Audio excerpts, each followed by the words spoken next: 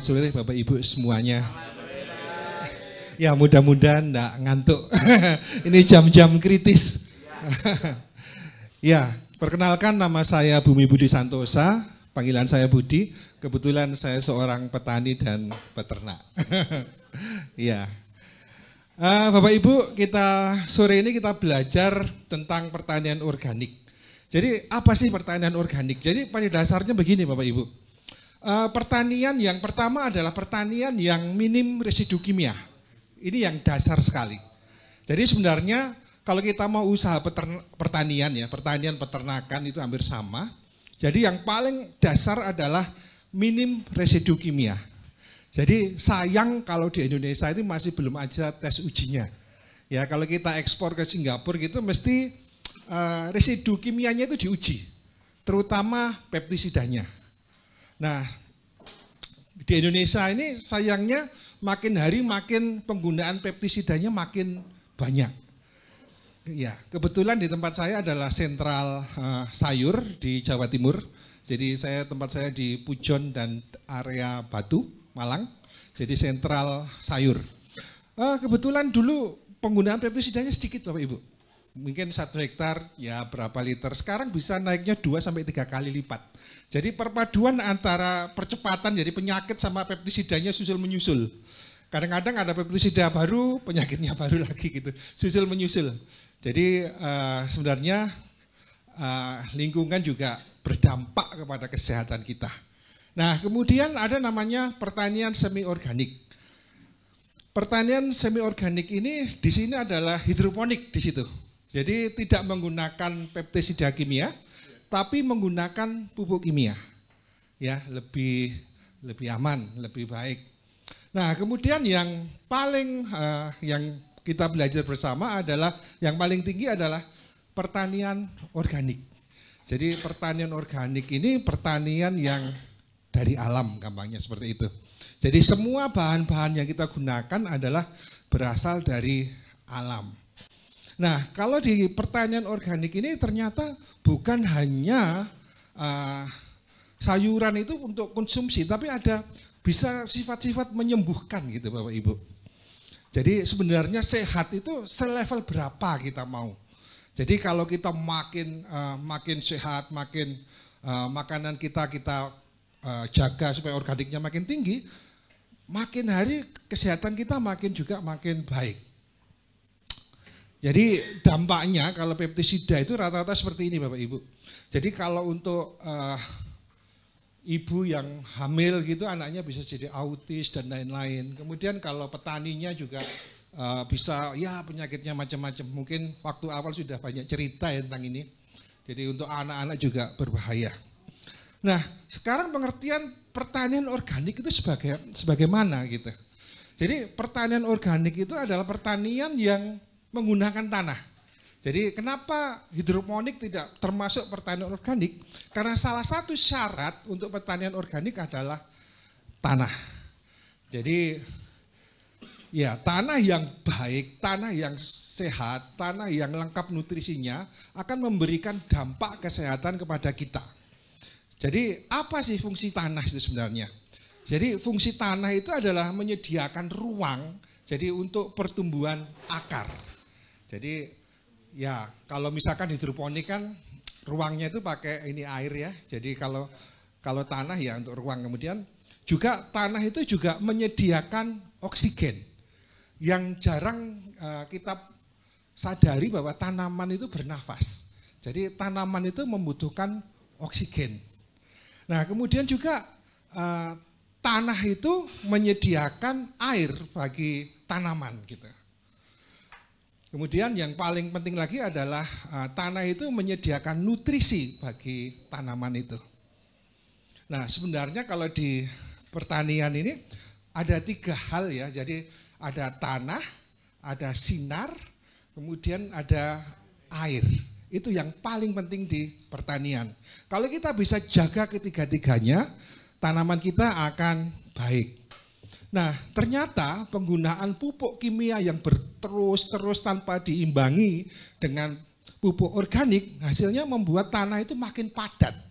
Jadi kalau kita lihat struktur tanahnya seperti ini Bapak Ibu.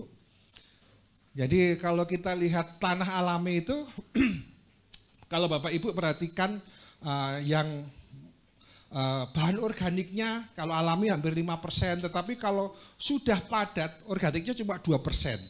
Kemudian komposisi misalkan untuk air ya makin berkurang gitu ya. Jadi penggunaan kompos yang berlebih akan membuat tanah itu menjadi padat. Nah, kalau kita lihat bagannya seperti ini. Jadi kalau tanahnya subur, jadi akarnya bisa masuk ke dalam, bisa menyerap masuk ke dalam tanah dengan baik. Kemudian tapi kalau tanahnya kurang subur, makin hari makin padat. Nah, semakin padat semakin susah. Jadi sebenarnya kalau kita seorang praktisi melihat padat tidaknya tanah gampang. Kalau kita masukkan jari kita, kalau kok keras sekali berarti terlalu padat. Kalau terlalu padat, bayangan secara logika gini, akarnya sulit berkembang. Kalau akarnya sulit berkembang, pertumbuhannya menjadi berkurang optimal gitu. Jadi salah satu kita untuk memperbaiki itu adalah kita biasanya menggunakan arang sekam. Jadi kita bisa menggunakan arang sekam. Ya, jadi arang sekam itu dapat meningkatkan aerasi tanah, kemudian dapat meningkatkan daya simpan air. Kenapa kok perlu daya simpan air itu penting? Karena tanaman kalau dikasih air dan tidak disimpan dia loss, jadi dia harus ditahan dulu, kemudian baru dimanfaatkan oleh akar. Kenapa arang? Jadi arang itu bisa menyimpan air, beda dengan yang bukan menjadi arang ya, yang biasa, sekam biasa. Daya tampungnya lebih banyak yang arang. Jadi ketika ada arang kemudian ada rongga, nah bakteri-bakteri positif akan tumbuh. Nah, kalau kita lihat perbandingannya seperti ini Bapak Ibu. Jadi kalau kita, yang baik yang dibulat itu ya, jadi airnya tertahan, kemudian bisa dimanfaatkan jadi tanaman bisa tumbuh secara optimal. Nah, tugas kita adalah membuat bagaimana media tanahnya itu seperti ini gitu. Nah, ternyata memang yang sederhananya dari alam itu, kalau kita menggunakan pupuk organik, ternyata bisa meningkatkan daya simpan tanah. Jadi ini berdasarkan penelitian, kalau kita memberikan 1% saja bahan organik, jadi kompos, pupuk kandang atau humus, itu dapat meningkatkan penyimpanan air lebih dari 75 meter kubik per 0,4 hektar. Jadi kalau kita kasih 1% saja, ternyata daya simpannya luar biasa. Ya, karena itu sebenarnya ini memotivasi kita supaya kita menggunakan pupuk-pupuk organik itu. Nah, setelah kita bisa struktur tanahnya sudah baik, kita belajar apa sih yang digunakan oleh tanaman. Nah, sebelumnya saya mau tanya yang bergerak dalam bidang pertanian banyak? 1, 2, 3, 4, 5, lumayan banyak ya kelas ini. Biasanya yang datang bukan petani, tapi banyak pengusaha. Ya, jadi biasanya kalau kita lihat seperti ini Bapak Ibu ya, jadi yang banyak digunakan oleh tanaman adalah NPK. Kalau kita buat perbandingan gini, kalau NPK itu ibaratnya nasinya gitu. Kemudian makronya adalah buah dan sayur. Kemudian yang mikronya itu adalah susu gitu ya. Kalau kita buat supaya kita mudah menggunakan. Nah, tapi semuanya ini dibutuhkan oleh tanaman. Dan kebutuhannya harus ada. Kalau dia nggak ada, pertumbuhannya nggak optimal. Nah, biasanya paling gampang begini, fosfat itu banyak digunakan di akar, kemudian daun banyak menggunakan nitrogen, kemudian kalau buah sama bunga banyak kalium. Karena itu kan Bapak Ibu mungkin sering dengar begini ya, akar kembali ke akar, batang kembali ke batang, daun kembali ke daun, buah menjadi ke buah. Tujuannya apa Bapak Ibu? Seperti ini, jadi kalau buah itu banyak kaliumnya. Kemudian kalau daun banyak nitrogennya, kalau akar banyak fosfatnya. Jadi seperti itu. Ya. Jadi apa gunanya nitrogen?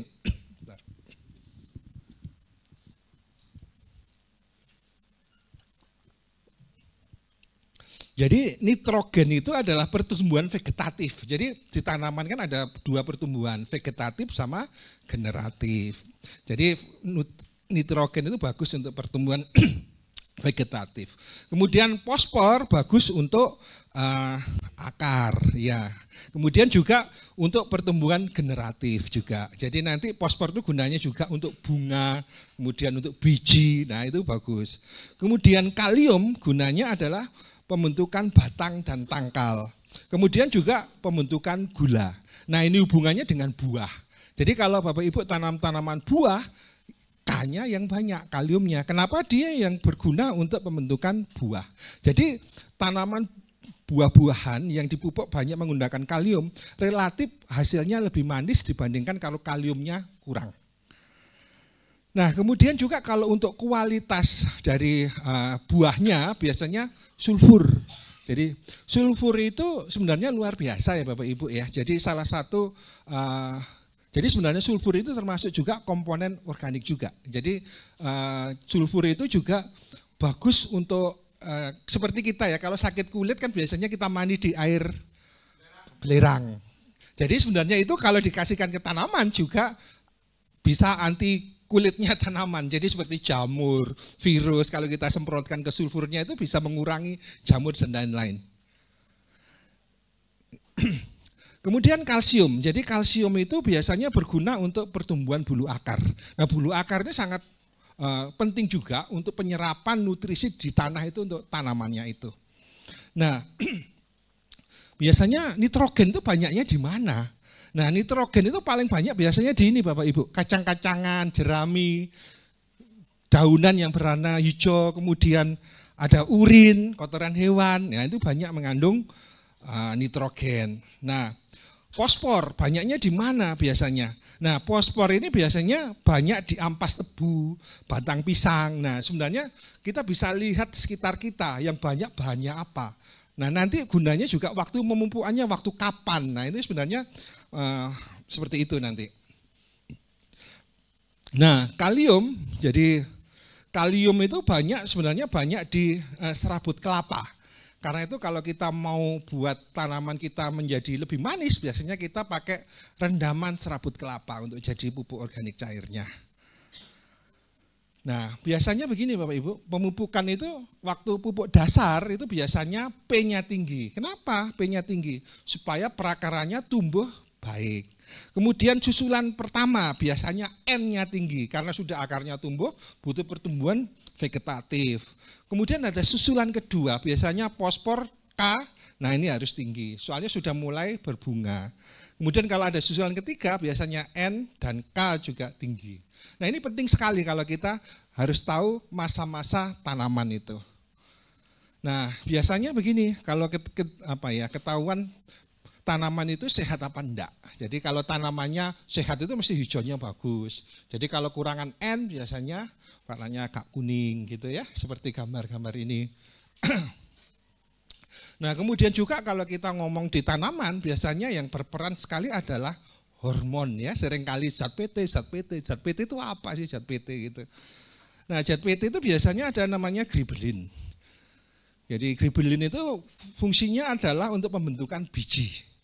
Kemudian merangsang pembentukan serbuk sari, polen, nah ini gibberellin. Nah biasanya banyak di mana? Biasanya banyak di bawang merah, rebung, kemudian tomat, air kelapa, enceng gondok, ini banyak sekali gibberellinnya. Nah kemudian juga kalau kita sering dengar namanya hormon auksin, nah hormon pertumbuhan auksin. Jadi untuk merangsang pertumbuhan kambium. Jadi ada film, ada kambium kalau di dalam batang itu. Nah biasanya kalau kita ingin cepat-cepat tanaman besar ya dikasih hormon auksin yang banyak. Nah, hormon auksin itu adanya di mana? Ya banyaknya di bawang merah, toge, kemudian ekstrak buah-buahan itu biasanya auksinnya tinggi. Nah kemudian ada sitokinin. Nah sitokinin itu biasanya untuk pembentukan akar dan batang. Karena itu waktu awal kan untuk pembentukan akar. Nah ini bagus sekali. Nah banyaknya di mana? Di bonggol pisang. Jadi kalau kita sering buat pupuk, nah itu biasanya kita bisa membuat dari bonggol pisang. Nah pupuk-pupuk di organik itu sangat penting. Jadi kenapa? Jadi pupuk-pupuk itu sangat penting karena bisa meningkatkan kualitas tanah ya. Tadi yang saya omongkan tadi bisa meningkatkan kualitas tanah pertumbuhan tanaman. Kemudian juga memberikan nutrisi untuk tanaman. kemudian juga dapat menahan air. Nah ini tadi seperti saya cerita. Kemudian juga dapat menolak serangga juga. Ada bahan-bahan tertentu yang bisa menolak serangga. Kemudian juga membantu keseimbangan pH tanah dan memperbaiki tekstur tanah. Nah seperti itu. Nah pupuk-pupuk itu apa aja? Biasanya kan kita kenal. Sebenarnya pupuk organik kan ada 3 jenis ya rata-rata ini ya. Kalau kita mau bedakan, ada namanya pupuk organik padat. Kemudian ada namanya pupuk organik cair. Kemudian ada namanya pupuk organik hayati. Nah, gunanya beda-beda. Jadi kalau pupuk organik padat itu gunanya adalah untuk memperbaiki tekstur tanah tadi. Mulai untuk daya simpan, kemudian aerasi, dan lain-lain. Itu gunanya adalah pupuk organik padat. Nah, pupuk organik cair biasanya itu gunanya adalah untuk pertumbuhan supaya cepat. Kenapa? Karena pupuk organik cair relatif cepat diserap oleh tanaman. Nah, kemudian ada namanya pupuk organik hayati. Nah, pupuk organik hayati ini biasanya kita mainnya mikroba, jadi bakteri. Nah, ini biasanya yang pupuk-pupuk organik hayati. Mungkin kalau di sini ada nama istilahnya katalis itu ya. Nah, katalis itu adalah pupuk organik hayati, mainan bakteri dan lain-lain. Nah, kemudian kalau kita bedakan, jadi pupuk organik cair itu biasanya bahannya dari mana? Biasanya dari jus sayuran, buah, limbah ikan, limbah urin ternak. Nah ini. Kemudian kalau pupuk organik padat biasanya adalah limbah jerami yang daun-daunan kering-kering. Nah itu padat. Nah kemudian sifatnya biasanya kandungan bahannya ini kalau pupuk organik cair adalah seratnya rendah. Beda dengan pupuk organik padat yang seratnya tinggi. Nah kemudian proses penguraiannya, dekomposisinya biasanya kalau pupuk organik cair kita menggunakan proses anaerob atau aerob. Tetapi kalau untuk pupuk organik padat biasanya pakai aerob. Jadi kalau kita buat pupuk organik padat biasanya prosesnya membutuhkan oksigen atau aerob. Nah kemudian pH-nya biasanya 3 sampai 5, kemudian kalau pupuk organik padat biasanya 6 sampai 7. Nah, ciri-ciri kalau pupuk organik cair biasanya ini sudah tidak ada gelembung. Bapak Ibu sudah mungkin praktek ya buat pupuk organik cair. Jadi kan mesti ada gelembungnya. Nah, dikatakan pupuk organik cairnya matang atau masak biasanya kalau sudah nggak ada gelembungnya. Nah, tapi kalau pupuk organik padat biasanya sudah nggak timbul panas, sudah nggak bau, sudah warnanya hitam dan lain-lain. Ya, prinsip pembuatan kompos macam-macam ya. Jadi Bapak Ibu bisa ya banyak macam. Jadi kalau dibiarkan aja sebenarnya ya larut-larut sendiri, tapi prosesnya lama. Nah, biasanya kalau kita mau secara agak ini biasanya yang bawa sendiri adalah bahan material yang kering, ranting-ranting, dahan-dahan. Kenapa? Kalau kita ada kena air atau apa, habis biar meresap ke dalam tanah. Jadi prosesnya ini adalah membutuhkan biasanya kelembapannya adalah 70% kelembapannya. Jadi enggak basah, enggak kering. Kalau kering bakteri mati, kalau basah bakterinya inaktif, jadi lama. Jadi kita buat suasananya itu 70% kelembapannya. Jadi biasanya pertama ranting-ranting, kemudian daun-daun kering, kemudian baru daun-daun hijau, kemudian kotoran, kuhe, kemudian lagi disap-sap gitu biasanya kalau kita mau buat. Jadi kalau ini di tempat kami biasanya kalau mau sederhana seperti ini, jadi bisa ditumpuk-tumpuk kemudian itu. Nah kemudian biasanya kalau kita cek pembuatan kompos, suhunya itu sampai tinggi sekali. Sebenarnya composting itu steril bahan sebenarnya Bapak Ibu. Kenapa? Suhunya sampai 78. Jadi 75-78. Nah composting kalau kita bolak-balik, misalkan 3 hari sekali kita balik, biasanya prosesnya cepat. Jadi 43 hari udah selesai. Tapi kalau kita biarkan, kadang-kadang bisa 1 tahun. Kadang-kadang ya kalau untung ya 3 bulan, 4 bulan. Tapi kalau kita mau rajin bisa prosesnya 43 hari bisa. Nah tadi sebenarnya komposnya yang baik, ini sangat penting sekali. Jadi sudah tidak bau, kemudian sudah tidak panas, kemudian juga sudah warnanya gelap, sudah hancur menyerupai tanah. Nah kemudian juga sudah bersih dari sampah non-organik. Kenapa ini penting? Kadang-kadang gini, ada teman-teman yang sudah pupuk kok tambah tanamannya mati gitu. pupuk organik kok tambah dikasih pupuk kan kok mati gitu. Kenapa mati? Karena bakterinya masih hidup Bapak Ibu. Jadi kalau bakterinya masih hidup, ada persaingan pernapasan di akar antara bakteri sama akarnya. Akar mesti kalah sama bakterinya. Akibatnya biasanya kalau pupuknya masih belum matang, tanamannya jadi kuning lama-lama mati. Jadi sebenarnya kalau pupuk kita sudah benar-benar matang, biarpun dikasih banyak sekalipun, enggak apa-apa, makin subur. Kalau sudah matang, tetapi kalau masih belum matang ya nanti ya tadi saya cerita akhirnya tanamannya mati. Tadi sudah ya ini. Nah, berapa jenis ya yang biasa kita gunakan untuk pupuk organik cair? Jadi kalau Bapak Ibu perhatikan limbah sayur, biasanya kita pakai limbah sayur buah, kemudian limbah ikan, urin kelinci, urin sapi, urin kambing. Jadi kalau dari sini kalau Bapak Ibu lihat, kalau yang paling tinggi N-nya mana? Iya, urin kelinci. Jadi kalau punya ternak kelinci itu bagus sekali untuk N. N itu berarti banyak untuk tanaman daun atau sayur. Nah, kemudian kalau misalkan P yang paling tinggi, limbah ikan. Limbah ikan itu luar biasa Bapak Ibu. Jadi nutrisinya ya P-nya bagus, kemudian juga nanti hormon-hormonnya bagus sekali. Jadi kalau ada tempat Bapak Ibu yang banyak limbah ikannya, manfaatkan. Soalnya luar biasa penggunaannya. Nah, kemudian kalau kalium, kalau di sini limbah buah dan sayur. Jadi kalau Bapak Ibu ada dekat pasar atau apa banyak limbah buah dan sayur, bisa dimanfaatkan untuk buat pupuk organik cair, terutama untuk buah-buahan Bapak Ibu. Jadi kalau punya buah-buah bisa digerojok itu disiram sama pupuk organik dari limbah dan sayur. Nanti mesti buahnya manis. Kenapa? Karena unsur K-nya tinggi. Nah, kemudian kalau hormon, tadi kan kita sudah belajar hormon. Nah, kalau kita lihat ya, limbah ikan hormonnya tinggi semua nih. Jadi gerbelinnya tinggi, selulosa. Nah, selulosa itu gunanya biasanya untuk memecah jaringan. Jadi ini juga bisa dibuat nutrisi untuk ternak sapi atau kambing. Karena kenapa? Biasanya kalau kita limbah ikan ini kita manfaatkan sebagai nutrisi, jadi nutrisi untuk minumannya atau makanannya ternak, ini bisa kotorannya nggak bau. Kenapa? Ininya sudah dipecah, ikatan-ikatan kan. Kalau kambing, sapi itu kan ikatan-ikatannya seratnya tinggi. Nah, mecahnya itu pakai hormon selulosa biasanya. Iya. Nah, kita lihat juga ini ya, limbah ikan juga luar biasa. Nah. Ya. Nah, kemudian kalau kotoran. Oh iya, pelan-pelan ya. Oke.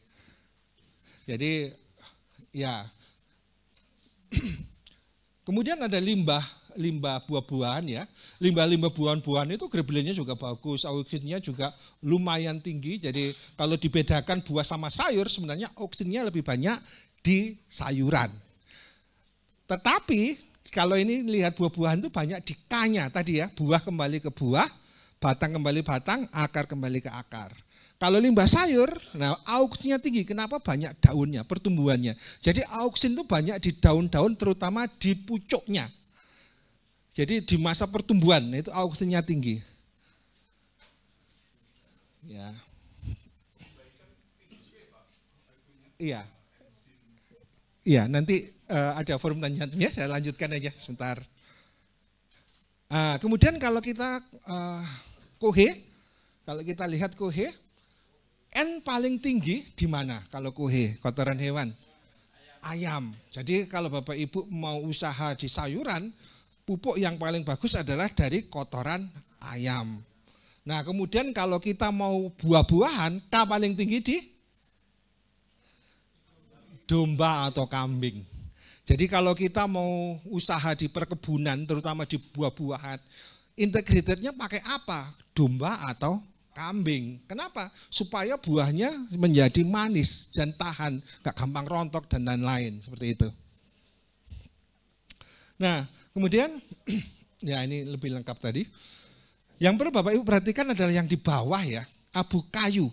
sebenarnya kalau kita mau menaikkan pH, pH itu luar biasa sekali gunanya kalau kita mau tanaman-tanaman ya. Nah, ternyata abu kayu itu banyak mengandung K sama Ca. Nah, ini bagus sekali untuk meningkatkan pH tanah. Jadi nanti saya cerita, kenapa penting sekali pH tanah itu. Nah, selama ini kan kita menggunakan kampur pertanian atau dolomit, ya. Ya. Nah, seperti ini. Tadi sudah. Ya enggak apa. Nah, kemudian pupuk-pupuk NPK misalkan yang banyak gitu ya jumlahnya. Biasanya ini kalau ikan itu N-nya tinggi. Kenapa? Nutrisinya tinggi, proteinnya tinggi. Nitrogen itu kan sumber protein juga. Jadi kadang-kadang ngomongnya begini kita, semakin bau bahan, semakin subur. Jadi semakin bau, kenapa? Iya, nitrogennya tinggi, proteinnya tinggi. Jadi kalau hewan mati, bangkainya kan baunya menyengat. Beda dengan kalau buah sama sayur yang busuk, kan beda. Jadi sebenarnya semakin busuk itu sebenarnya nutrisinya makin tinggi. Nah, kemudian kalau untuk sumber P biasanya pakai tulang, kemudian abu itu pakai Ca, kemudian untuk K biasanya kokofit. Nah, biasanya kalau untuk Ca biasanya kangkang telur. Jadi sebenarnya semua bahan bisa kita manfaatkan. Nah, caranya gimana untuk memberikan ke tanaman? Jadi ada macam-macam. Jadi bisa melewati semprot. Nah, semprot. Jadi atau lewat akar. Ya, jadi semprot itu biasanya enak pagi hari. Kenapa? Stomatanya masih buka. Jadi di daun ada namanya stomata. Nah, itu pagi buka, semprot aja. Jadi biar cepat dimanfaatkan. Ya, masih buka tapi enggak enggak sebesar pagi. Enggak melatat. Ya. Ya, dan nanti lanjutkan dulu ya biar enggak. Nah, gini, jadi gampangnya begini. Kalau kita memberikan pupuk organik, sebenarnya itu kita memberikan makanan ke tanamannya dan mikroba tanah. Tapi kalau kita hanya menggunakan pupuk kimia, biasanya kita hanya memberikan makanan ke tanamannya aja. Mikroba tanahnya tidak dikasih makan. Padahal mikroba tanah sangat penting sekali untuk proses penyerapan di tanamannya itu.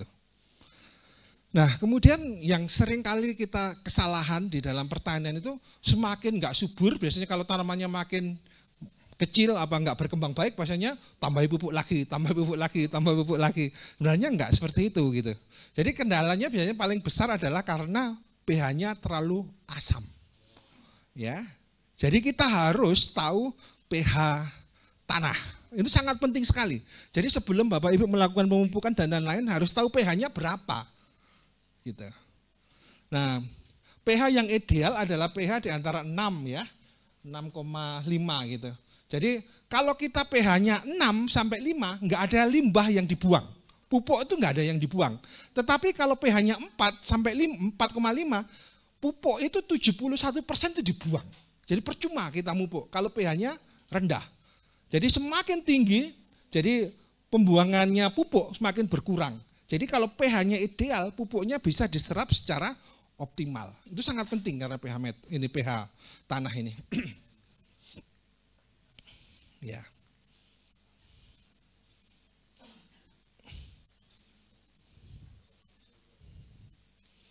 Nah, ini pengaruh ketersediaan ya. Kalau terlalu strong ya seperti ini. Nah, gampangnya seperti ini Bapak Ibu. Jadi kalau Bapak Ibu lihat di pH 4,5 itu hampir N nggak bisa diserap gitu. Maksudnya begini. Semakin kecil diagramnya itu semakin tidak bisa diserap. Ya.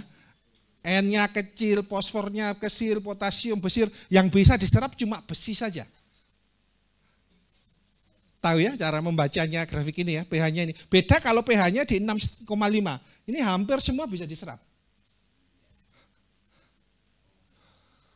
Kalau yang 4,5 kan sedikit aja yang bisa diserap, kecil semua. Kemudian tapi yang di 6,5 semua hampir bisa diserap. Nah ini, karena itu kita harus naikkan pH tanah itu menjadi pH 6,5 ini idealnya.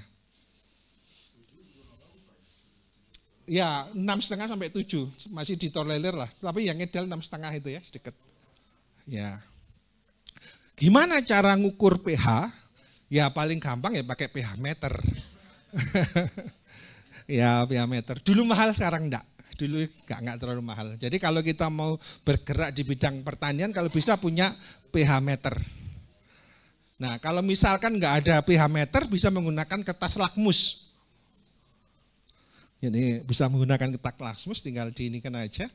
Nah misalkan enggak ada kertas lakmus, kita bisa menggunakan kunyit. Jadi nanti kalau pH-nya asam warnanya seperti itu, kalau pH-nya netral seperti itu gitu.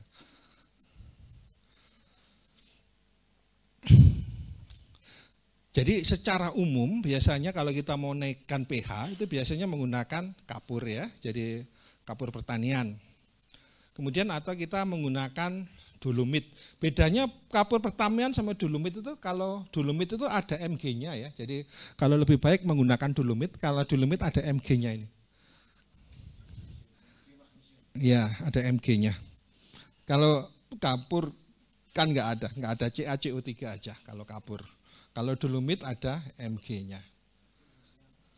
Ya untuk mikro tadi apa mineral-mineral tanah Pak, semakin bagus juga.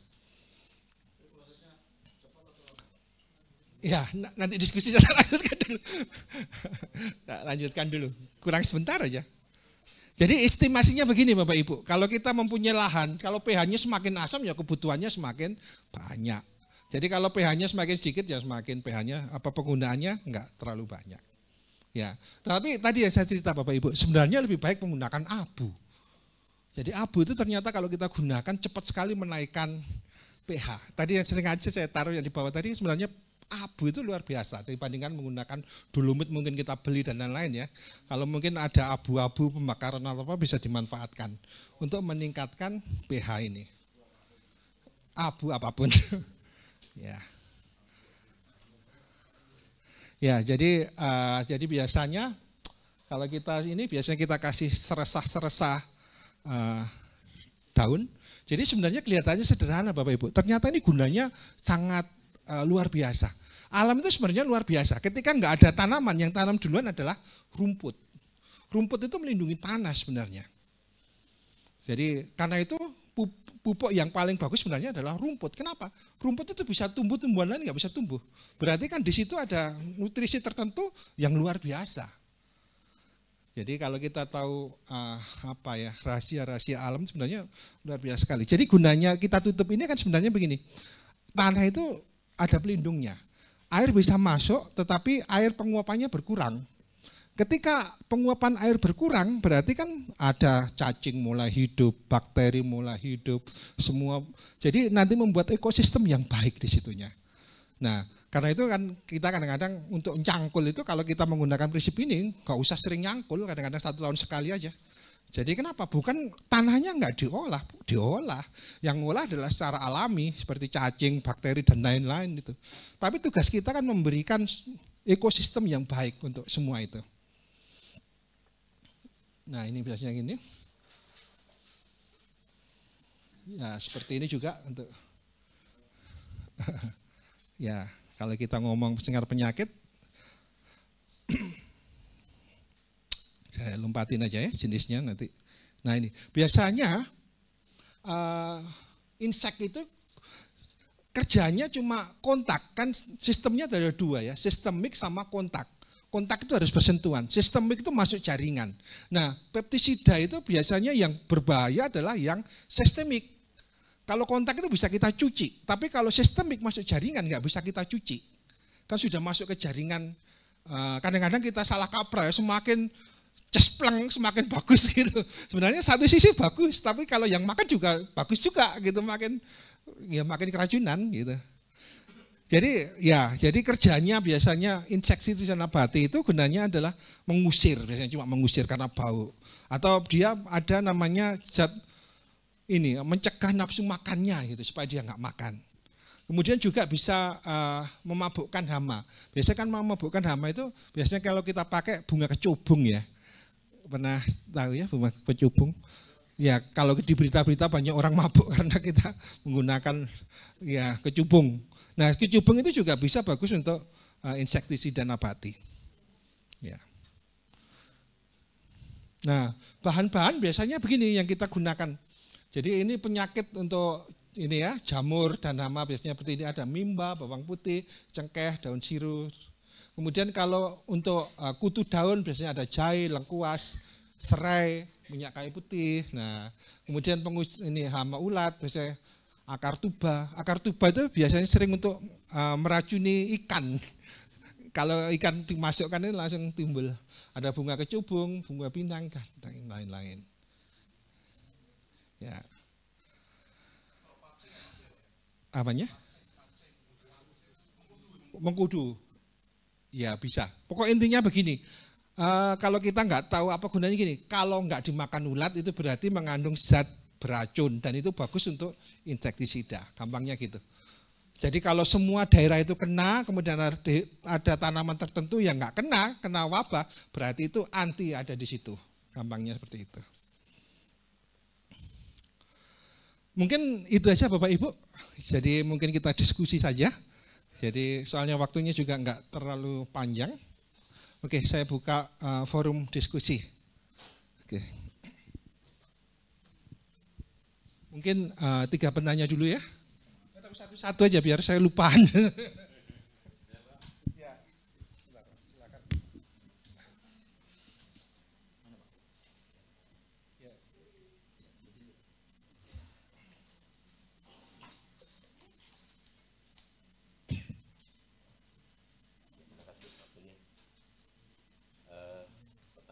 Adalah untuk pengendali hayati ya Pak ya, yang pertama. Jadi pengendali hayati untuk hama-hama organik biasanya kan yang saya pahami itu apakah benar Pak ya? Apakah tanaman organik itu memang lebih banyak hama? Karena saya waktu ke suatu tempat itu padi yang ditanam dengan organik itu burungnya sangat banyak gitu. Nah untuk pengendalian hayati berarti kalau tadi disampaikan Bapak kan pakai mikroba ya Pak ya. Nah kalau tanaman-tanaman sayuran itu kan ada jamur itu Pak ya. Nah apakah mikroba itu bisa membunuh ya bakteri yang jamur tadi ya atau mungkin virus ya. Kan ada juga tanaman yang kena virus itu. Apakah bisa membunuh, itu pertanyaan saya yang pertama. Kemudian yang kedua, untuk pH tanah tadi yang disampaikan Bapak, untuk pH tanah itu saya sudah membuat POC dari LRT ya Bapak ya. Saya mencoba untuk menyiram ya 1:5 ya waktu saya coba itu. Kemudian beberapa kali saya kok pertumbuhannya kurang bagus itu Pak. Artinya tetap aja, jadi lambat gitu. Ada tapi lambat itu. Nah saya ukur dengan pH, ya saya tidak paham apakah rusak pH, tapi saya melihat di situ ya sekitar 6-7 Pak. Nah kemudian saya coba kasih abu sekam itu Pak. Nah terus kok agak bagus itu Pak pertumbuhannya. Nah ini ininya apa gitu Pak, bisa seperti itu. Saya coba karena saya juga baca-baca gitu. Saya coba untuk apakah abu sekam itu sebenarnya meningkatkan menetralkan asam atau tadi meningkatkan basa gitu Pak, abu sekam itu. Artinya gini, maksud saya kan khawatir juga kebanyakan gitu Bapak. Nah, itu maksud saya gitu. Mungkin 2 itu pertanyaan Pak. Terima kasih sebelumnya. Iya, saya jawab langsung ya. Jadi memang kendala di pertanian organik itu kalau memang kita harus juga menjaga lingkungan ya. Jadi kadang-kadang yang bahaya itu kita di tengah-tengah kimia semua, kemudian kita organik sendiri, jadi kan yang lain beracun, yang kita enggak, jadi larinya ke kita semua. Biasanya seperti itu. Tapi sebenarnya juga kita bisa antisipasi Bapak Ibu ya. Jadi kalau kita punya lahan, Biasanya kita tanami tanaman-tanaman untuk perangkap ya, jadi seperti bunga-bunga yang berwarna-warna. Jadi ketika bunga yang berwarna-warna itu bisa kan bunga kenikir dan lain-lain. Nah itu biasanya nanti ulatnya itu nggak masuk ke dalam, biasanya ke sini dulu. Kalau di sini banyak, biasanya nanti ada lawannya. Di alam itu keseimbangan. Jadi yang bekerja di alam adalah keseimbangan. Jadi sebenarnya kalau kita ngomong organik juga sebenarnya kita ngomong keseimbangan ekosistem di situ. Iya, jadi bisa menangkap itu. Nah kemudian juga bisa ditanami misalkan untuk serai, kemudian ya untuk itu juga untuk menangkal untuk hal itu.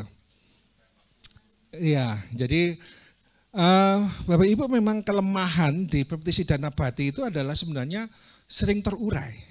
Jadi tadi sistemnya kan kontak. Jadi kalau kena air biasanya dia cepat terurai. Karena itu biasanya kita kasih seperti kalau kita biasanya paling gampang itu pakai mama lem itu, jadi untuk perekatnya. Nah, kemudian juga pestisida organik itu harus tepat waktu pemberiannya. Jadi kalau kita nyiram itu di pagi hari, tapi kalau untuk pestisida yang bagus adalah sore hari. Kenapa? Hewan-hewan itu suka jalan sore-sore. Jadi pas dia ada harus disemprot. Nah kesalahan dari petani itu nyemprotnya pas pagi, jadi nggak ketemu. Nggak pas. Jadi ketemunya harus dipaskan waktu sore nyemprotnya. Nah kemudian kan gampang terurai. Karena itu rutinitas, dia harus rutin. Jadi kalau organik itu nggak bisa kena baru disemprot. Enggak, biarpun kena, biarpun enggak disemprot saja. Karena itu kalau kita sarankan tanam aja yang dibutuhkan. Seperti tadi yang saya cerita tentang tanaman ini, supaya biayanya nggak mahal, tanam saja. Misalkan untuk pagar kita kasih kecubung, kita kasih serai, kita kasih apa yang murah-murah. Sebenarnya daun mimba Bapak Ibu yang kuat itu sebenarnya. Mimba. Ya, daun mimba atau biji mimba itu kuat sekali. Jadi biasanya kalau kita mau main organik, biasanya kalau misalkan lahannya agak luas, bisa kita buat mimba itu untuk pagar. Jadi ya daun sama bijinya bisa kita gunakan untuk pestisida tadi. Ya. Nah biasanya begini,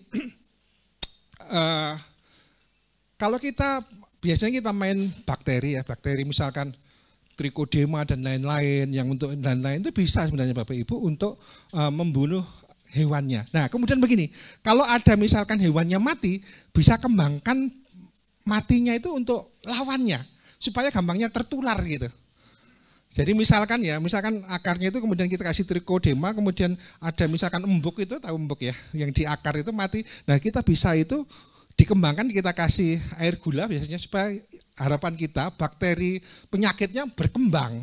Nah nanti biasanya kita semprotkan ke tanaman itu biasanya lebih bisa membunuh yang temannya gitu, yang sejenis. Jadi kita sebenarnya gitu tadi, sebenarnya di alam itu keseimbangan, semua ada lawannya. Jadi nanti kita cari lawannya masing-masing.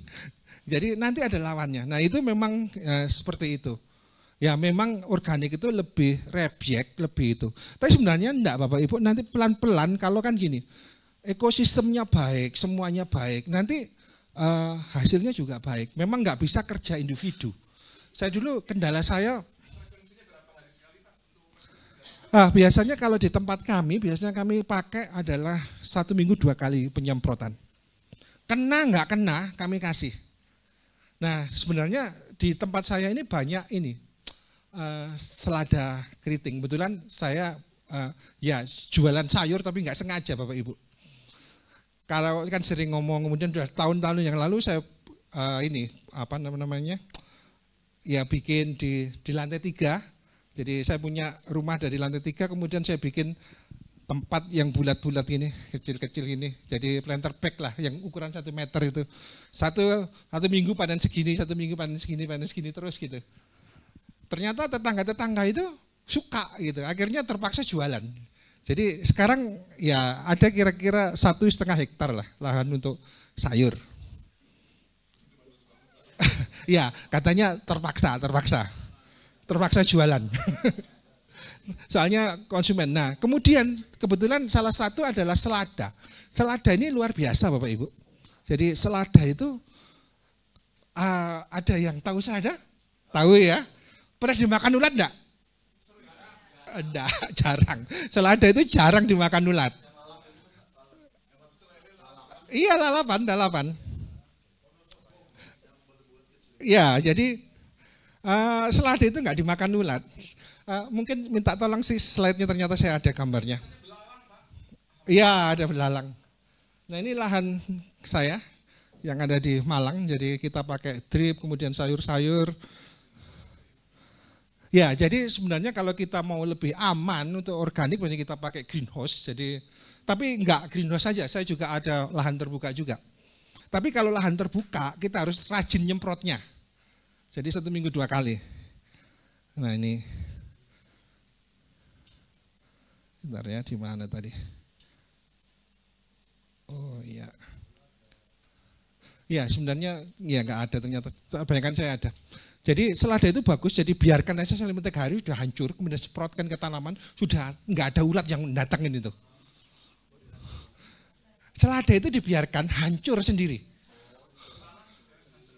Iya, dibiarkan aja hancur di suhu udara. Nanti bentuk air. Nah, air itu bisa kita perbandingkan 1 sampai 100. Jadi sebenarnya kalau tadi saya cerita, kalau biarkan aja selama 3 bulan sebenarnya ya, itu sudah nggak usah dicampur, siramkan aja nggak mati itu tanaman. Soalnya dia kembali ke tanah. Jadi prinsipnya pupuk itu kan kembali ke tanah toh. Kalau kembali ke tanah biarpun dikasih banyak juga nggak mati, termasuk POC sebenarnya. POC itu kalau semakin sudah jadi tanah, dibiarkan semprot sebenarnya juga nggak mati tanamannya. Jadi selada itu bagus. Jadi untuk biar nggak dimakan ulat dan lain-lain. Nah biasanya kalau kita untuk mengantisipasi jamur dan lain-lain, kita biasanya pakai belerangnya tadi saya cerita. Jadi belerang cair. Ya jadi itu enggak. Tapi belerang cair ini sudah ini loh organik ya. Jadi standar organik. Jadi penggunaan belerang itu masih organik. Kalau belerang jangan dicampur zat PT. Jadi belerang itu mematikan. Kalau bisa nyemprotnya beda hari, beda waktu. Jadi apanya?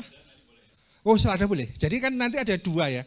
Kalau kita mainan bakteri itu kita yang pro-nya atau membunuhnya. Kalau di Amerika itu kan senang antibiotik, artinya itu dibunuh semua. Tapi kalau timur biasanya kan pro. Pro itu artinya mengembangkan lawannya supaya dia mati sendiri. Kan gini, jadi kan di alam itu ada perebutan ya. Jadi ekosistem kalau yang bagus, nanti yang bakteri jahatnya mati. Jadi bakteri bagus yang berkembang. Jadi kita buat ekosistem dan lain-lain itu. Jadi artinya apa? Kasih bakteri yang bagus, bakteri yang jahat mati. Kan terdesak dia. Kalau anti itu baik buruk mati semua. Ya. Kadang-kadang begini, ulat itu kalau kita main pembuatan pupuk kan kadang-kadang keluar istilahnya larva-larva itu loh. Nah, menurut Bapak itu sehat apa enggak? Bersih apa enggak? Kan biasanya kalau pernah main ya pupuk dan lain-lain pernah buat? Ada ulat warna kuning putih-putih? Ya, seperti maggot. Kira-kira itu bersih atau beracun? Bersih. Kalau beracun dia mati. Kan kalau dia beracun kan banyak kimianya. Termasuk misalkan pestisida dan lain-lain, dia adalah mati. Hampir sama dengan sayur. Sayangnya Indonesia itu kan milihnya sayur yang mulus-mulus. Nah, ulat aja nggak mau. Orangnya mau. Soalnya cara pandang kita berbeda gitu dengan tanaman. Jadi sebenarnya tanaman tuh nggak peduli bau, nggak peduli ini. Kan kita aja yang pengen pupuknya harus harum, harus seperti ini. Kalau alam kan enggak. Kan begini, kenapa tadi sebenarnya seperti selimutnya Tuhan itu kan kalau orang kan sebenarnya rapi ini. Kalau di hutan siapa yang mau nyapu? Ya ketika ada daun jatuh, makin numpuk, itu kan ekosistemnya berkembang. Iya jamur kalau lingkungannya bagus, jamurnya yang bagus yang tumbuh. Jadi kalau misalkan begini, kalau terlalu banyak bakteri jahat berarti lingkungannya jahat gitu. Jadi sebenarnya tugas kita itu membuat ekosistem di dalam itu bagus, seperti itu. Ya, mungkin seperti itu Bapak. Iya. Gimana Pak? Abu. Oh ya, abu. Nah, tadi sebenarnya abu itu gunanya banyak sekali ya. Saya kembalikan ini ya. Jadi tadi sebenarnya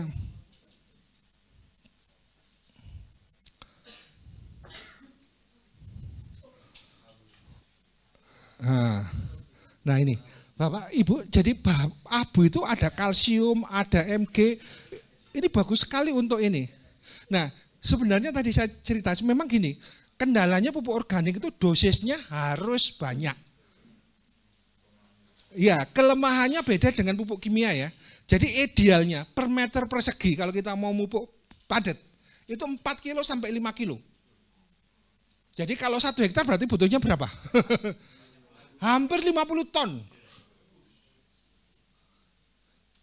Kenapa? Ya ini memang, tapi ini waktu awal ya, yang awal saya cerita yang awal. Tapi untuk pupuk berikutnya makin berkurang.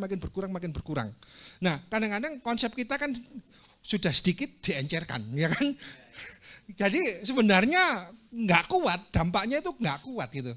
Kan bayangan kita seperti abemik gitu ya, cuma berapa persen, 1 ppm, 2 ppm, nggak kuat. Jadi kadang-kadang begini, intinya tadi yang cerita, kalau memang kan buat pupuk organik cair, kemudian kalau benar-benar sudah matang, gerojokan ke tanaman nggak mati. Tapi kalau nggak matang ya mati. Tapi enggak, biasanya kita aman ya 150, 140. Tadi Bapak pakai caranya berapa Pak? Hah? Lebih baik 3 bulan Pak, lebih aman lah. Ya nanti kalau saya nggak pakai ini ya, bakteri kan cepat enggaknya itu tergantung bakterinya. Kemudian tempat juga iya. Di dataran gunung itu lebih lama dibandingkan dataran rendah. Gampangannya begini, bakteri itu kan seperti ini. Di kulkas sayur tuh nggak gampang busuk, tapi kalau di luar gampang busuk. Di dataran tinggi kan dingin. Bakterinya itu pertumbuhannya lambat. Semakin tinggi, semakin dingin, pertumbuhannya makin lambat. Semakin panas, semakin cepat. Jadi suhu. Jadi suhu. Jadi yang pengaruh di bakteri adalah suhunya. Ya. Oke, mungkin yang lain ya. Ya. Mungkin ini ya, silakan yang dekat dulu.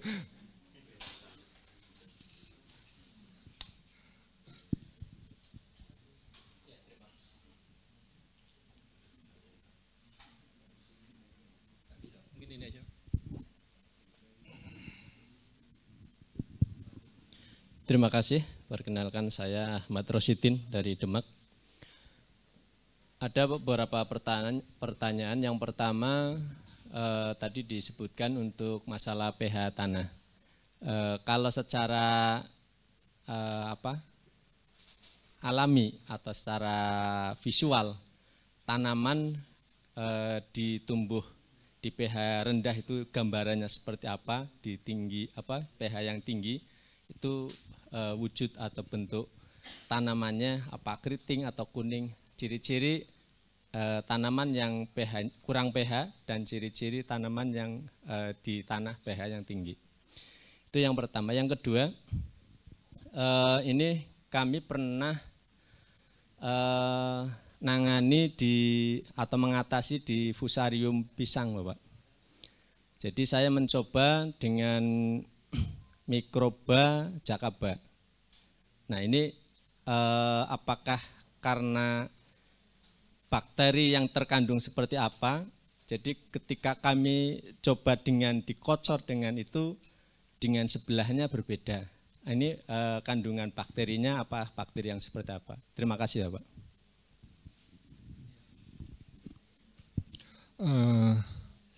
Terima kasih Bapak. Jadi yang saya ingat jakaba dulu. Ya, jadi kalau tadi punya fusarium dan lain-lain itu kan memang itu ya. Jadi sebenarnya kalau kita tadi cerita bakteri itu sebenarnya nanti ada bakteri positif dan bakteri baik ya. Jadi sebenarnya kalau misalkan bakteri baiknya itu banyak, nah sayangnya begini, kita nggak tahu bakteri apa yang di dalamnya.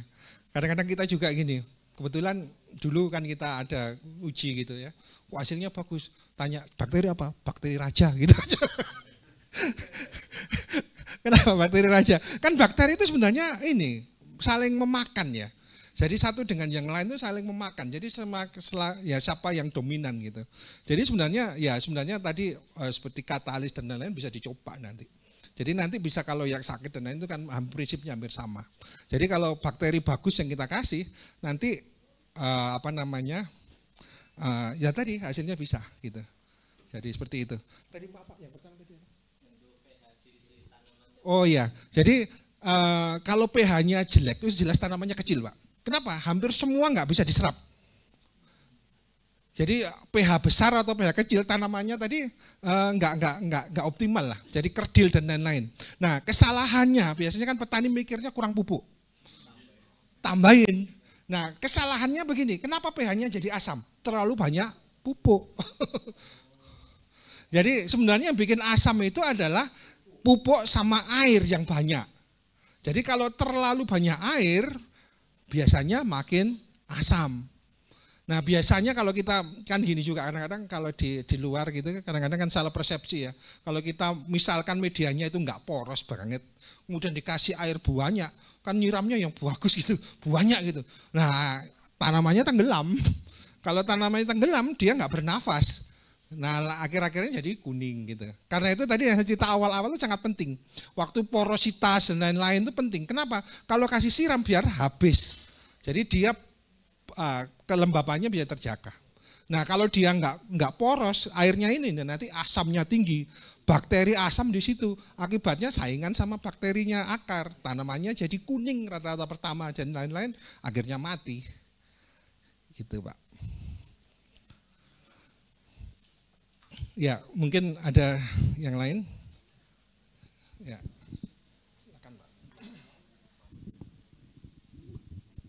Itu tadi mengenai NPK vs hormon itu bagus mana Pak? Kan NPK kan juga pupuk, hormonnya juga kan bisa. Ya vs gitu ya maksudnya itu sama kalau kita membuat satu campuran bahan-bahan untuk meracun insektisida itu kan sebenarnya kita kan nggak tahu juga kalau bahan satu sama bahan dua yang tanaman itu sendiri kalau dicampur mungkin jadi racun sendiri itu. Nah terus kalau secara sistemik dia masuk ke dalam tanaman yang kita tanam itu akan jadi racun juga atau enggak gitu. Ya, makasih Pak.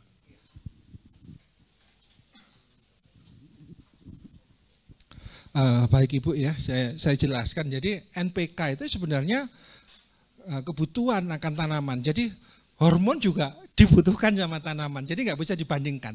Gampangannya NPK itu zat pembangunnya. Jadi hormon itu memang dibutuhkan kecil, tapi biasanya gini, hormon yang lain-lain kita ngomongnya tukangnya lah. Jadi kalau kita NPK kemudian nggak ada hormonnya, kerjanya juga nggak bisa maksimal. Jadi ini sinergi, nggak bisa dibandingkan penting mana misalkan NPK sama hormon. Ini beriringan Pak, jadi bersinergi. Harus dua-duanya ada. Jadi biasanya kalau misalkan ada NPK-nya lengkap, tapi misalkan nggak ada bakteri dan lain-lain, kadang-kadang juga nggak bisa diserap. Karena itu hampir sama dengan yang pakai pupuk kimia, seperti saya cerita. Kenapa kok pupuk kimianya ini? Kan NPK-nya tinggi kalau pupuk kimia. Kenapa kok tanamannya nggak subur? Karena lama-lama bakterinya mati. Bakterinya mati nggak bisa diserap sama tanaman. Nah, padahal tanaman juga membutuhkan hormon-hormon tadi. Hormon itu banyak di bakteri dan lain-lain, Pak. Dan juga banyak di tadi yang saya cerita tadi. Jadi hormon kemudian sama NPK ini harus dibutuhkan kedua-duanya. Iya. Ya, maksudnya beli satu-satu gitu. Oh iya, ada hormon buatan itu ya. Iya. Ya, jadi biasanya hormon buatan itu kan gunanya untuk mempercepat tanaman. Nah, iya, bisa dicampur juga bisa. Jadi pemupukannya bisa dicampur ya. Kalau hormon kalau kita buat kan mainnya juga tadi bakteri semua. Jadi dicampur nggak apa-apa. Kecuali belerang aja jangan dicampur. Jadi belerang itu anti bakteri itu sebenarnya. Jadi kalau dicampur mati.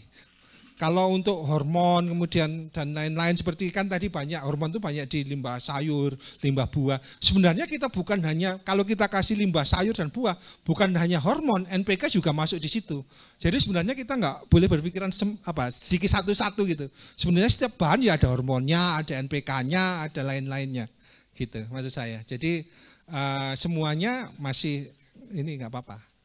Nah kemudian kalau untuk sistem di pestisida organik itu tidak sistemik Pak, kontak, jadi aman. Jadi kita campur bahan-bahan nggak apa-apa.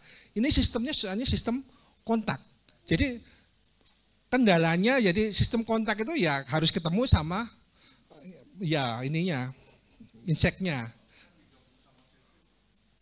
Oh, enggak apa-apa. Jadi ini sama-sama enggak pengaruh, enggak berbahaya, enggak beda. Enggak masuk ke jaringan gitu, enggak. Jadi rata-rata kalau sistem pestisida organik itu sistemnya sistem kontak saja. Ya. Jadi sistemnya kontak, enggak seperti sistemik yang seperti kan beli pestisida buatan itu yang sistemik itu.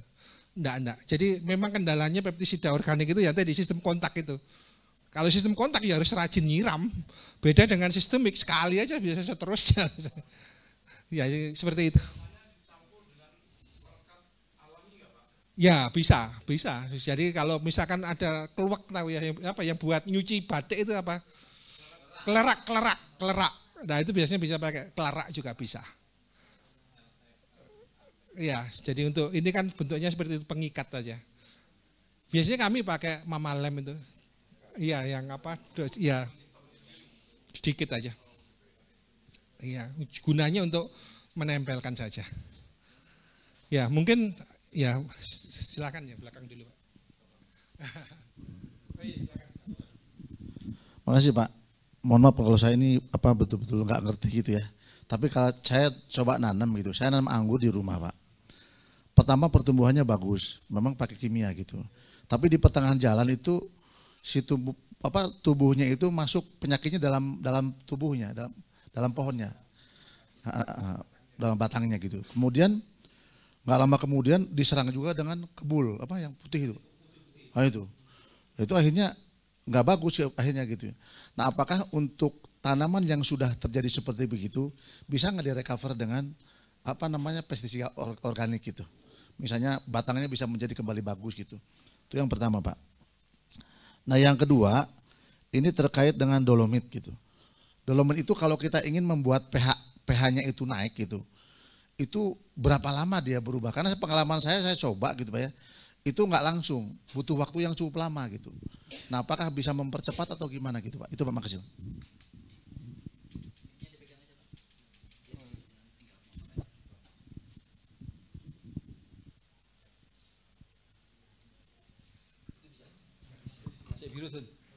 Cek, oke. Ya, jadi memang kendalanya di tanaman itu kalau sudah terserang pemulihannya lama, Pak. Jadi benarnya bukan hanya untuk pestisida organik, tetapi kalau sudah nyerang di batang dan lain-lain, pupuknya harus disesuaikan. Jadi pertumbuhannya biar recovery-nya cepat lah kembangannya itu. Jadi bukan hanya bukan hanya untuk pestisida organik, tetapi juga pupuknya harus berimbang, NPK-nya dan lain-lain tadi saya cerita. Jadi ya dikasih yang tadi banyak mengandung hormon dan lain itu sangat membantu sebenarnya Bapak Ibu. Ya sangat membantu. Jadi kebetulan kalau saya dulu di stroberi ya, tanam stroberi itu kalau kita kasih limbah dari limbah ikan itu baunya lebih terasa, kemudian nggak gampang rusak dan lain-lain. Memang dampaknya kuat. Kalau untuk ke anggur secara langsung saya masih belum ya. Soalnya nggak nanam anggur, cuma stroberi. Tapi secara logikanya, jadi memang kalau pestisida tadi urusannya dengan maksudnya untuk pestisida untuk insek dan lain-lain itu, tetapi kalau untuk hormon kemudian untuk NPK dan lain-lain urusannya ke tanamannya itu. Jadi supaya tanamannya bisa berkembang, bisa bertumbuh lagi dan lain-lain juga bisa. Nah, kalau misalkan dulu juga misalkan cabai gitu, misalkan kita semprot dengan yang mau mati kemudian kita kasih pupuk dari pupuk ikan itu bisa tumbuh lagi lebih bagus lagi gitu. Ya, jadi tumbuh juga kan, apalagi tanaman kan ya kalau dipotong juga tumbuh lagi sebenarnya kan, regenerasinya kan baik gitu. Jadi itu Iya kan nanti tumbuh lagi kan, ya recovery-nya gitu. Tapi kita harus menyediakan bahan untuk recovery itu ya pupuk tadi. Pupuk kemudian juga hormon-hormon yang ada di itu pertumbuhannya biar cepat dan optimal. Memang dolomit memang penguraiannya lama. Jadi lama Pak. Jadi karena itu memang harusnya bentuknya halus. Kalau semakin halus semakin cepat terurai. Ya. Jadi semakin halus semakin cepat terurai. Kemudian kalau sekarang kami sarankan malah yang dari abu itu Pak. Iya cepat sekali kalau dari abu. Jadi memang ya proses penguraiannya kan lama. Dolomit organik sebenarnya. Dolomit kan dari alam juga sebenarnya. Komposisinya untuk pakai abu? Iya, secara ini biasanya kami berarti satu timba itu 1 meter ya. Ya timba kecil gitu. Jadi bisa dikira-kira ya. Jadi kalau organik itu sistem kira-kira saja. Ya enaknya kalau banyak ya nggak apa-apa gitu. Cuma mungkin ya nggak efisien. Tapi sebenarnya kalau kita produksi sendiri sebenarnya juga nggak apa-apa juga. Ya. Jadi sebenarnya kenapa kok menyarankan sekam? Sekam itu sebenarnya bisa abu sekam dan lain-lain itu kan seperti kalau kita sakit keracunan yang kita makan kan seperti yang hitam-hitam itu. Seperti norit itu ya. Itu kan norit itu menyerap racun. Sebenarnya kalau kita kasih seperti abu, arang dan lain-lain gitu ke tanah berarti racunnya tanah diserap sama arang itu tadi. Kenapa tanamannya jadi lebih subur? Seperti itu. Ya. Mungkin ya. Ya, bismillahirrahmanirrahim. Mas Budi, kami mau menanyakan berkaitan dengan tanaman yang memang saya tanam. Itu setelah kita tanam beberapa saat, tanahnya itu keras. Kita coba pupuk NPK, pupuk kandang itu masih bandel keras. Ini di polybag atau di alam, Pak? Di alam. Terus yang kedua, kalau boleh tahu tanamannya apa? Tanaman alpokat. Alpokat. Lah ini memang setelah kita cek tanahnya itu keras seperti itu, kita pupuk, kita kasih NPK, memang masih kimia kita. Kimia, terus ini sudah 4 tahun belum keluar kembang sama sekali. Itu. Kemudian yang ketiga, ini ada pohon duren, sering sekali dilobangi sama uret apa ya. Berkali-kali kasih obat, saking gemesnya itu tak kasih tanah liat malah.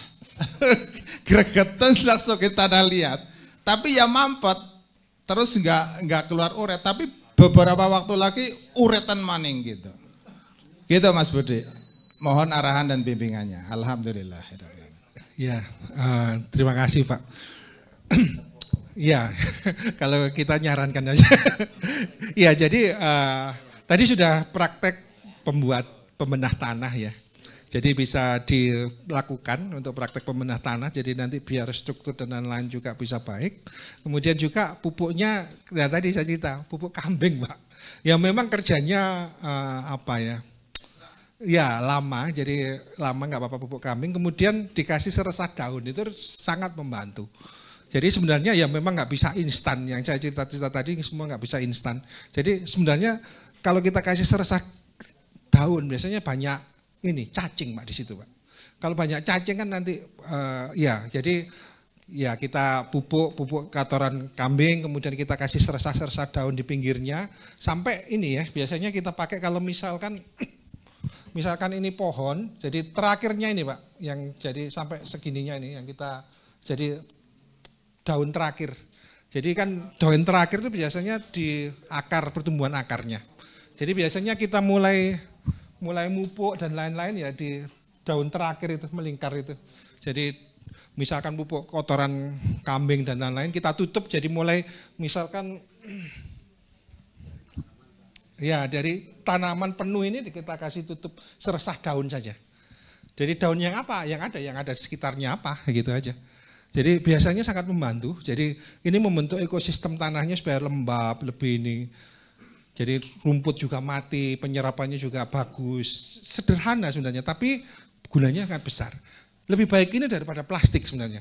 Kalau ini lama-lama kan terurai kemudian jadi tanah lagi. Itu kan menyuburkan tanahnya. Nah mungkin saran saya pertama itu. Jadi ya kalau uret dan lain-lain ya memang lingkungannya itu. Jadi kita bisa kalau pestisida, hubungannya pestisida kita bisa, kadang-kadang kalau pestisida itu efektif kalau untuk tanaman sayur ya. Kalau untuk tanaman besar itu kadang-kadang agak iya.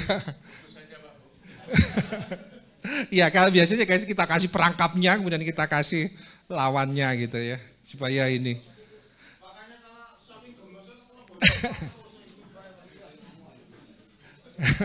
Iya. Jadi kalau saran saya memang lingkungannya kita, ya tadi saya cerita awal lingkungannya bagus juga itu. Jadi kalau memang pestisida organik itu efektif untuk sayur ya. Jadi kalau untuk tanaman besar tuh iya jarang kita gunakan, kan besar ya, gunaannya banyak. Tapi mungkin Bapak boleh coba ya, jadi pakai apa gitu. Iya, dipraktekkan saja. Soalnya selama ini yang saya lebih praktek untuk tanaman sayur yang jarak pendek-pendek, jadi ya 3 bulanan gitu, nggak sampai tahunan. Nah itu efektif sekali untuk apa namanya. Apalagi begini, kalau di istilah di peternakan pertanian itu ada namanya masuknya bareng, keluarnya bareng. All in, all out. Jadi masuknya bareng, maksudnya apa? Nanti umurnya sama, keluarnya bareng. Biar apa? Penyakitnya terputus. Kalau tanaman ini kan enggak terus ada. Nah beda ya, kalau tanaman sayur kan bisa diputus itu. Ini putus, ini diolah dan lain-lain. Ya, mungkin seperti itu Pak, enggak.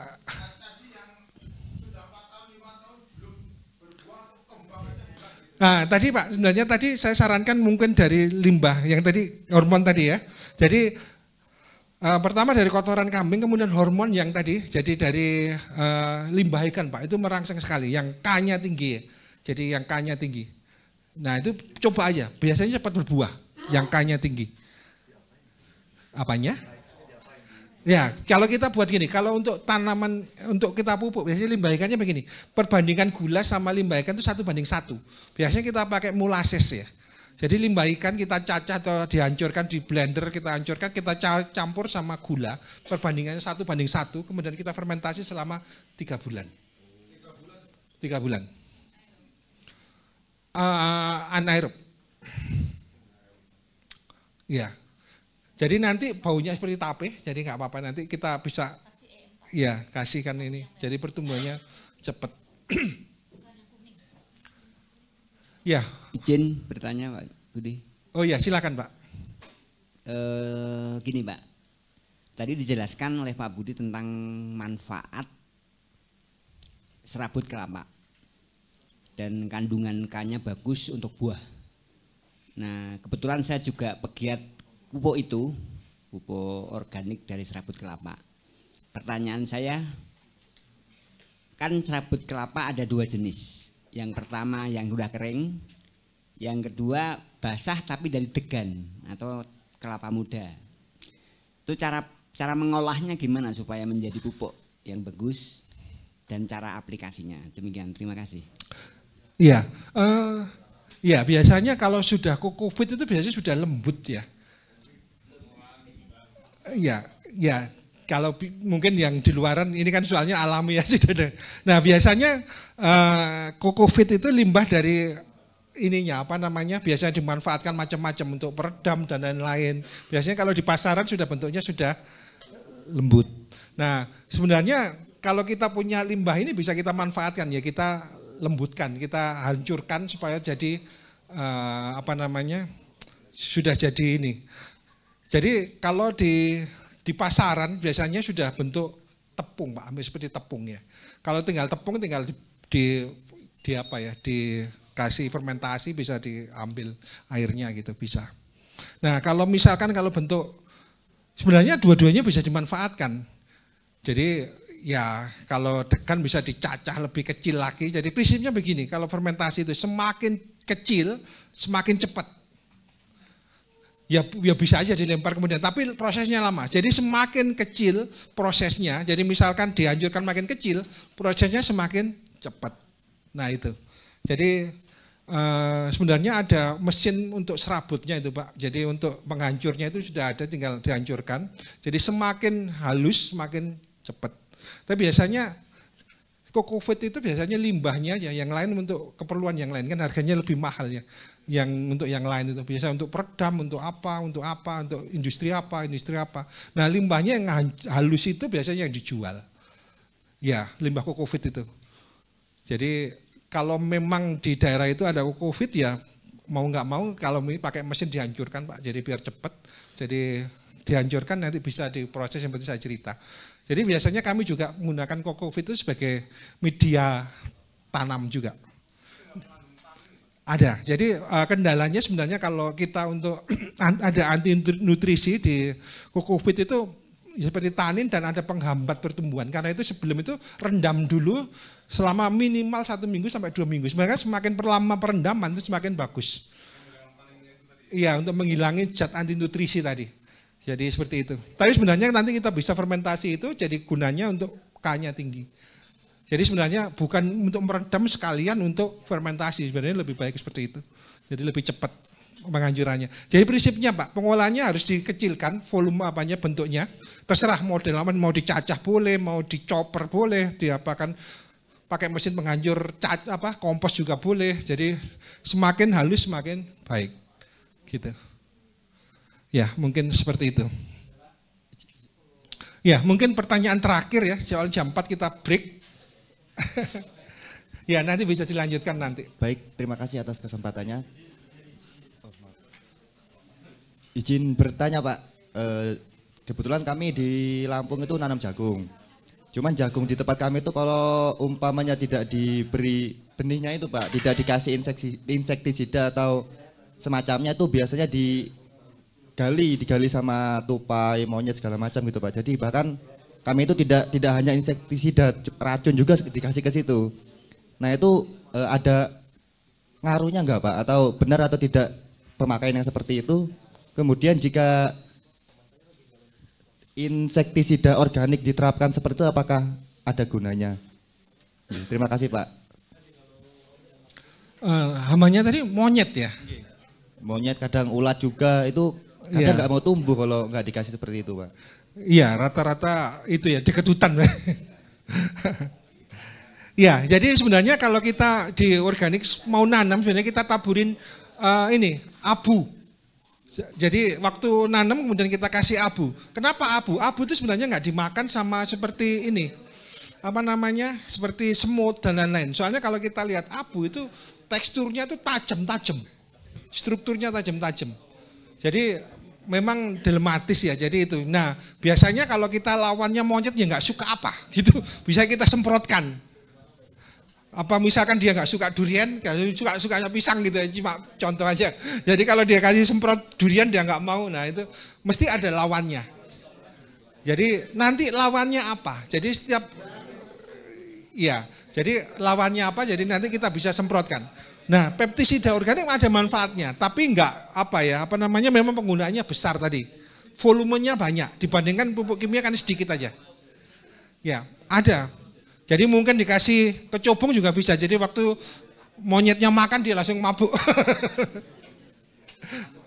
Iya, atau misalkan tuba itu juga kuat loh ya. Akar tuba, pernah tahu ya akar tuba ya? Akar tuba itu biasanya yang buat ngeracun ikan itu loh. Itu kuat itu. Nyoba aja, monyetnya tahan nggak? Ya, gini. Jadi kita kan belajar di alam ya. Kira-kira apa yang bisa menjadi lawannya? Mesti ada lawannya itu. Jadi kita kadang-kadang kurang ini aja. Jadi nyoba aja. Saran saya mungkin akar tuba, kemudian pakai kecubung atau apa itu bisa kita manfaatkan. Oke, Bapak Ibu, terima kasih. Pak KB ada. Oke, waktu selanjutnya saya serahkan ke Pak KB. Terima kasih.